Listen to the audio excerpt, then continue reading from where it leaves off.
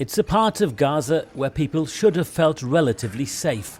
The southern part of the Strip is where Israel had ordered more than 1 million Palestinians to flee, away from their targets in the north. But last night was the worst so far in the town of Khan Yunis. Israel reserving its right to pursue Hamas targets anywhere, with devastating consequences for civilians. Nowhere is safe, really, in Gaza. And we also notice people who were in the south evacuated and walked to the south, and they're going back to the north because they have nowhere else to go, because the shelters are they're overwhelmed. Dima lost 13 members of her immediate family, her surviving siblings traumatized. When we moved to Khan Yunis with my family, there were 17 of us.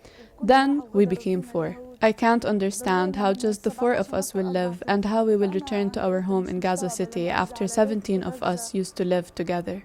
Also stuck in the south, Stephanie and her young family from Blackpool. They moved to Gaza a year ago, now caught up in a war they didn't bargain for. I hope for leaving, inshallah. We've experienced bombing and planes flying over us and buildings destroyed, all sorts of horrible things. It's not been a good experience. The UN has helped to organise 2 consecutive days of around 20 trucks crossing Gaza's border with Egypt.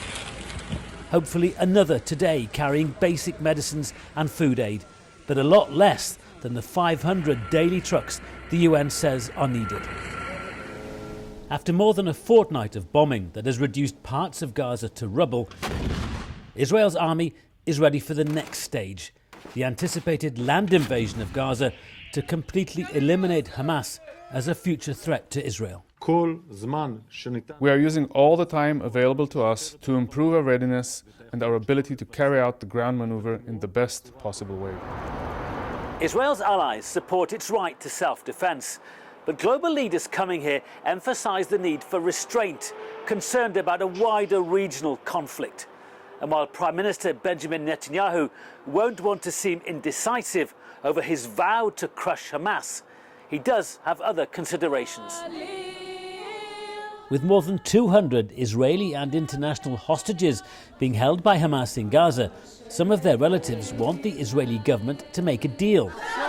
America's President Biden, whose opinion matters in Israel, has also called the release of hostages his highest priority. Trapped on a tiny sliver of land between the border and the sea, the fate of the hostages and Gaza's 2.1 million residents hangs in the balance, dependent on what Israel and also what Hamas does next. Wyre Davies, BBC News, Jerusalem.